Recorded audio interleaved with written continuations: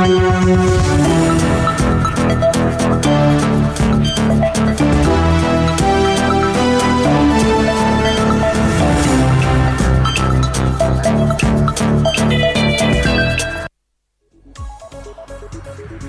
afternoon. It's a few seconds to 4 p.m. Welcome to News Now, where we tell you all the stories that are making headlines right now, and it starts now with the highlights. The highlights. 2 deaths are blamed on the medics' strike as current standoff sees medics dig in on their demands, with the government offerings dismissed as too little and too late. Also, hundreds of families uprooted from their homes in Kilifi after the government bulldozers came calling in an effort to recover public land from illegal settlements. Kila mtu ambaye anajua aliingia shamba ya serikali na amejenga aanze kuhama, kwa sababu we'll reclaim all the land which belongs to this county government. And prospective ambassadors take to the hot seat as the National Assembly Defense, Intelligence and Foreign Relations Committees, chaired by Belgut MP Nelson Koech, started approval hearings of the envoys. Welcome once again. My name is Hibak Said. To start us off, the ongoing doctors' strike has taken a new turn after KMPDU announced that consultants will also join the strike. And to add insult to injury, medical and clinical trainings have been suspended at the University of Nairobi. With the union that represents the doctors, the dentists and the pharmacists. We all know what is happening in this country for the last more than 3 weeks. It's a very unfortunate scenario which should not be allowed to happen in a civilized country. And what makes it very sad is that despite this happening and the suffering that the wananchi are going through, were people who are just thumping and throwing words and not trying to understand what exactly is going on. Actually, the bottom line is that we are fighting for healthcare in this country. The health sector is something that you cannot wish away. It is a very important sector in the country. It has to be respected. And like you've seen in some op-eds in the recent, it is a multifaceted sector. And we need people who understand it. Now we are talking about moving towards universal health coverage. I don't understand how we want to go to this direction when we're actually playing around with the basic building block of the health sector. You cannot have universal health coverage if you don't respect the human resource for health. And it's important that you must understand that this human resource for health, it's a hierarchy kind of thing. There are cadres that must work together. And if you talk about the doctors particularly, when you talk about interns, you cannot equate them with any other intern. These are people who have actually graduated after working for training for 6 or 7 years. They're actually going through that process that is now called internship with a temporary license from the registering body to allow them to build their skills so that they can become registered doctors. And if you visit any of the public hospitals, you'll find that the intern actually handles more than 60% of the workload. And it has to move from that level to the medical officer, to the specialist, and beyond that. So we cannot wish them away, and we cannot compare them with any other person. So it's very important that we understand how the health sector. Still on matters health, at least 2 deaths have directly been linked to the doctor's strike in Mombasa County. An infant and a newborn baby referred to Coast General Hospital were unable to be admitted after developing health problems due to the ongoing strike, now in its 3rd week. Patients in Mombasa have been compelled to seek services from private health facilities, suffering the burden of expensive care. Assessing the effects of the doctors' strike in Mombasa, activists from the Coast Civil Society Network, led by their chairperson Zedekiah Adika, have expressed displeasure with the government for allegedly failing to address the grievances raised by the doctors on time. They are calling on the government to meet the demands as soon as possible. This as the Labour Court in Nairobi issues 14 days to the Ministry of Health and the doctors to end the standoff. On the other hand, the national government has promised to meet part of the doctors' demands, including the hiring of intern doctors. We've had 2 cases where a patient who came to Coast General, to a pregnant lady who came to seek services here for delivery. But unfortunately, because the doctors are on strike, she was referred to go seek services somewhere else, and she was able to go to a private facility where she gave birth. But the baby developed some problem, and they called back to the Coast General Hospital, but unfortunately they could not again admit her here, and they were referred to Kilifi Referral Hospital. And when they were on their way, unfortunately, the baby died. We have seen the lack of seriousness in the political class. We have not seen proper address by the Council of Governors on this matter. Health is a devolved issue, notwithstanding the challenges they are having with devolution of the entire health segment. They must call doctors, they must call the fraternity that is striking, so that there is a solution. And that solution is not needed today. It is needed yesterday, because we can't continue losing lives. We can't continue seeking services at very expensive ends where that same fraternity is serving other Kenyans. It is improper, and this is injustice against the poor. Tungeomba tu serikali, wizara, kaunti husika na taasisi zote ambazo zinahusika na masuala ya afya hapa nchini ziweze kuangazia masuala ya huu mgomo na ziweze kukomesha huu mgomo mara moja, ili Wakenya waweze kuendelea kupata services za matibabu hapa nchini. Now, in the ongoing crackdown of illicit brew in the country, Kikuyu, Kiambu County police officers nabbed more than 800 liters of ethanol and managed to arrest 7 people in an illegal distiller in Kagia Farm, Kikuyu, Kiambu County. Kikuyu Police Commander Ronald Kirui says his force has come up with new tactics of dealing with the illegal distillers after discovering that the criminals have resorted to conducting their business in secret hideouts in the bush or hiding in normal-looking homesteads to continue with their illegal business. Nevertheless, Kirui urged wananchi to report any illegal or suspicious business in their areas. To arrest 7 suspects who are here with us, while carrying out the manufacturing of the second generation alcoholic drinks at the brand of Starlight. This illegal business, it just started. They are telling us that they have just started manufacturing about 1,800 bottles of Starlight. So we have recovered about 800 liters of suspected ethanol, and we want to appreciate the members of the public by giving us timely information that when this illegal activity began, they inform us early enough. And we traverse to the coast, where hundreds of residents from Mabirikani in Kilifi County are homeless after the county government of Kilifi started the acquisition of land that was claimed to have been grabbed. The demolition of houses started today in the morning, with police officers taking part in different parts of the area. The residents complained of a lack of prior notice, and according to Kilifi Governor Gideon Mungaro, the 7-acre land will be used in the building of the county's headquarters. Kila mtu ambaye anajua aliingia shamba ya serikali na amejenga aanze kuhama, kwa sababu we will reclaim all the land which belongs to this county government. Shamba hii ilikuwa ya umma.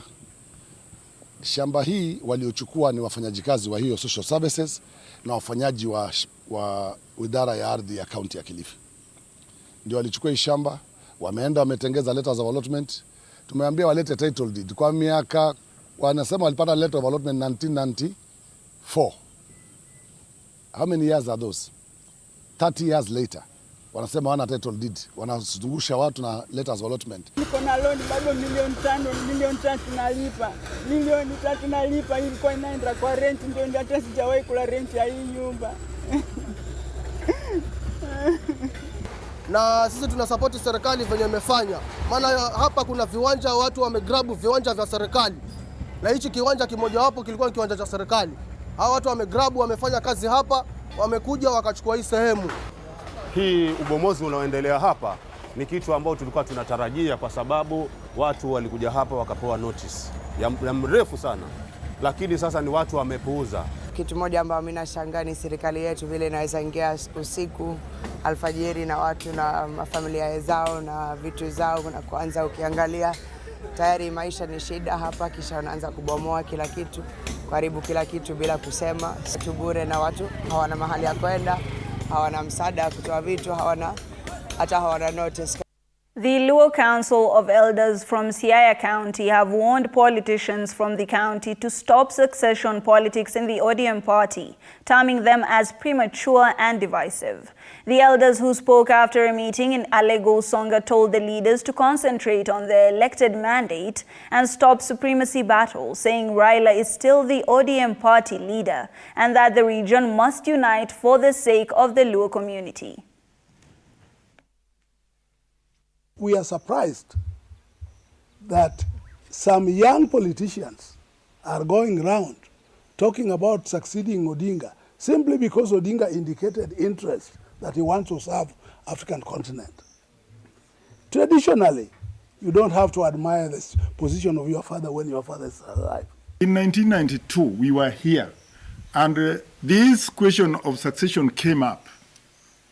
And most of those who tried to make it, nowadays we don't see them. So let us be careful, let us cooperate, we want mainly unity in our community. When we go to the funerals, or when they go to the funerals, there's a lot of noise. People are fighting just because of them. They don't want to share the same platform, they don't want to talk to each other, except fighting. That should stop forthwith. We are not happy with them. Unity among the Luos, that's the most important thing that we require to have. The people that tried to divide the Luos never ended well. So I would rather appeal to our young politicians now to be a bit careful, let them preach unity amongst the Raila comes from Siaya, and our behavior will determine how much we would wish him to get that position. Otherwise, overexcitement is bad. The way we are now, let us not be overexcited with what has not been achieved yet. A section of women who support the UDA political party in Mombasa have slammed emerging wrangles within the party at the region over leadership. The women, who have recently formed a network, cite that they have been receiving abusive words over defecting to UDA from other political parties, arguing that every electorate has the right to support any political party. While calling upon all leaders to work collectively and shun from abusive politics, the network announces that its main aim is to popularize the party at the coastal region from the current 44% to a higher percentage. UDA has recently announced that the timetable for their grassroots elections is to begin in the late April. The election, which will be conducted electronically across all 47 counties, is expected to take place within 4 phases. As planned by the party official, we expect the party grassroots elections to take place minus all these noises we hear from all the platforms of social media. The main agenda is yapping. This is the time we need peace and unity for our political party and its leadership.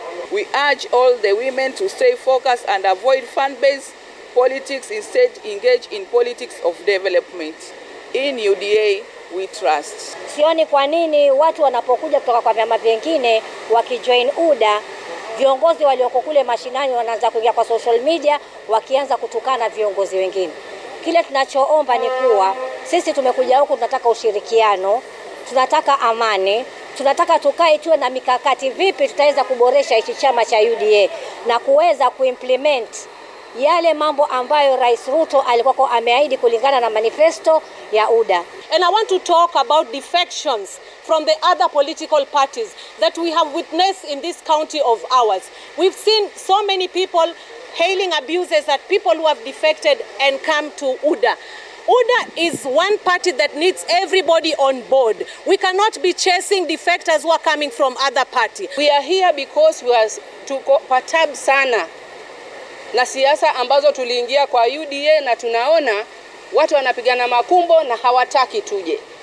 We come in na tunakuja na numbers. Tunakuja na nguvu kufanya chama, sio kuegemea upande wote bali ku strengthen party. Heshima ndio wataifuata kwanza UDA. Na kama kuna kiongozi yoyote ana makosa, kuna mtu yoyote ambaye ana makosa, basi wawache chama juu kijue na afuatiliwe na makosa yake. All right, and on that note, we take a very short breather. We'll be right back with more news.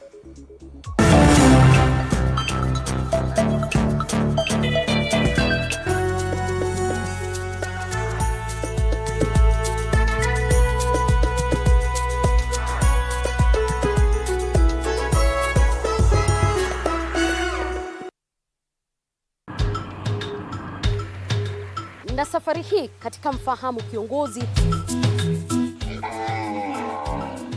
tutakuletea viongozi aina mbalimbali. Nikuwe na Nisani kama 10 na pia nikuwe menua minibus. Minibus niko niwa. Kushinda unaangalia simu ya mzee, soma Biblia ama ingia kwa washroom ujisugue mpaka nimetoa hivi. I don't know whether any of my children would want to get into the political field. Sijajua bado. Kila Alhamisi saa 1:30 kuendelea.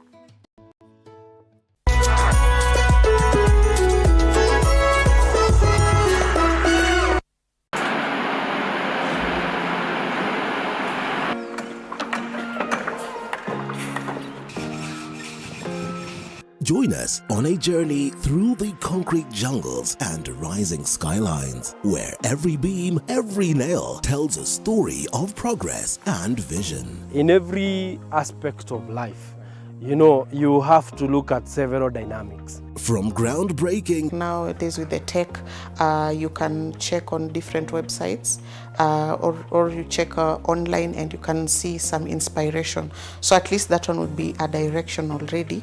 I'll know like what kind of style you're going for. To finishing touches, witness the dedication of the hard-working teams who bring these ambitious dreams to reality. The Realtor, Tuesdays at 6:30 p.m.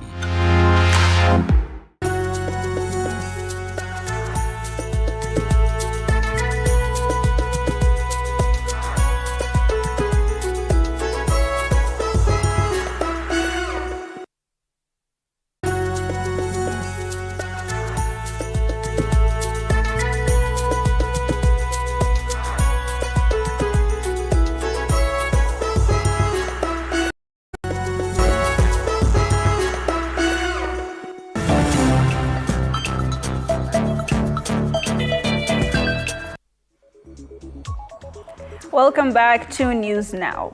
Days after the government launched a draft policy on e-mobility which will lead to the adaptation of green number plates, electric cars importation has been on the rise in the country. This has been attributed to the government's commitment to reduce carbon emissions in line with COP28 declarations. Evidently, this is creating a buzz with local car importers receiving a rising number of orders of electric cars. However, stakeholders in the zero-emission vehicle sector are experiencing certain challenges in this quest. For instance, there have been challenges in the importation of electric cars as they were labeled as dangerous goods that could cause fire on the ships. Hence, no vessels were allowing such cargo on board. The cost of zero-emission cars is still high, but it is anticipated to be affordable soon. The biggest hindrance in EV cars is that they do not come cheap. This is for the who will dwell in this. Especially the new shape, because one car here behind me, the Nissan Leafs, the cost is a minimum of 3.5 million Kenya shillings. That is not cheap to the common mwananchi. So, and the people that you're delivering these cars are not first-timers or second buyers. They are people with a lot of experience wanting to give back to society in the most environmental way. And that is why they cough through their banks. Electric cars were classified as dangerous goods. Nobody will accept these cars in rural ships where cars are normally ferried.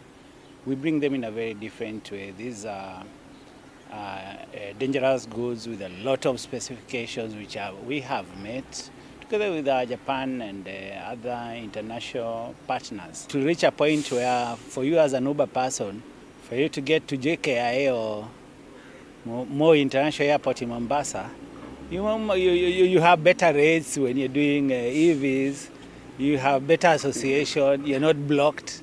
So that is the way for sure. Like it or hate it, it is our future.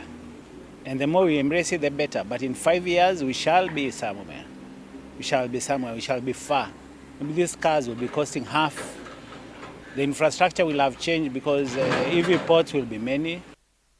In a bid to attract foreign investments in the country, the Principal Secretary for the State Department of Investment Promotion, Abubakar Hassan, has urged stakeholders in the Ghana economic landscape to invest in Kenya. Speaking during the Kenya-Ghana Business Forum that was held in Accra, the PS added that trade will strengthen the economic ties between Kenya and Ghana.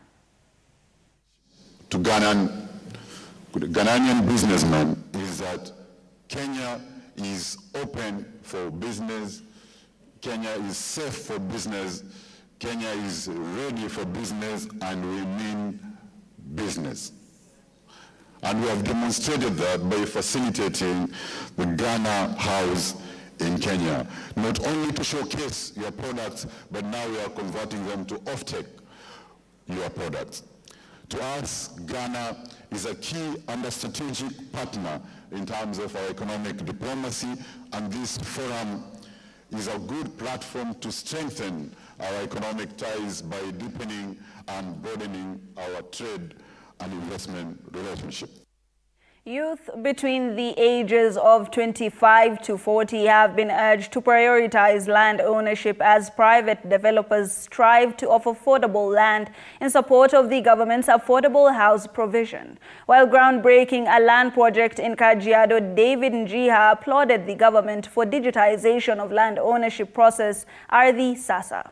Njiha says the process has cut out all the brokers who made it difficult for landowners to acquire title deeds. He also says that the process has become easy and fast, where in only 2 weeks the process is complete. Property investors at the groundbreaking have also urged the government to improve on infrastructure in the neighboring counties to the city so that they can also invest within the outskirts of the city and still have access to the city. That plan that the government is rolling out, like the affordable housing plan, but we have been having some challenges with affordable housing because affordable housing can only be done when the government is providing the land. Now land ownership has been quite a challenge because one of the most expensive factors when owning a home is acquiring that piece of land. It's making the work easier, or it's making the process of land ownership effective because once you lodge your title, within weeks you have the documents ready, and that one is now cutting off the conmen and the people who used to hide in the process. That plan that the government is rolling out, like the affordable housing plan, but we have been having some challenges with affordable housing because affordable housing can only be done when the government is providing the land. Now land ownership has been quite a challenge because one of the most expensive factors when owning a home is acquiring that piece of land.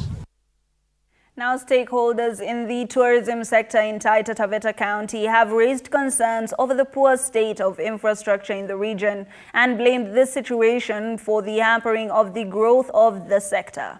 The Cabinet Secretary for Wildlife and Tourism, Dr. Alfred Mutua, committed to construct 3 water pans and 3 boreholes to provide water to communities and reduce instances of human-wildlife conflict. Now, Dr. Mutua promised his ministry's support in improving infrastructure, especially roads, while reaching out to his transport counterparts on the issue of upgrading on airfields. Vile kuna maswala ya compensation yametolezea insurance tayari, na ambapo ni jambo tumekuwa tukililia kwa muda, hata tukaomba fencing ya between the boundary of KWS na wananchi community zote za hapa Taita na Taveta, na ni mtu wa maendeleo chapchap.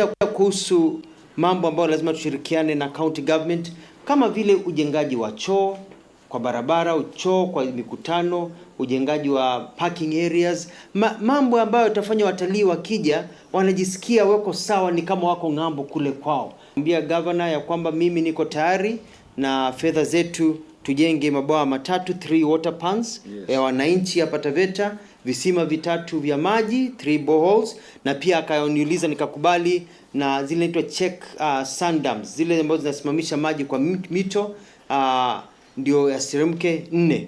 Hizo serikali ya William Ruto kupitia ofisi yangu itaweza kuwajengea wananchi, uta-identify. Tumeongea kuhusu pia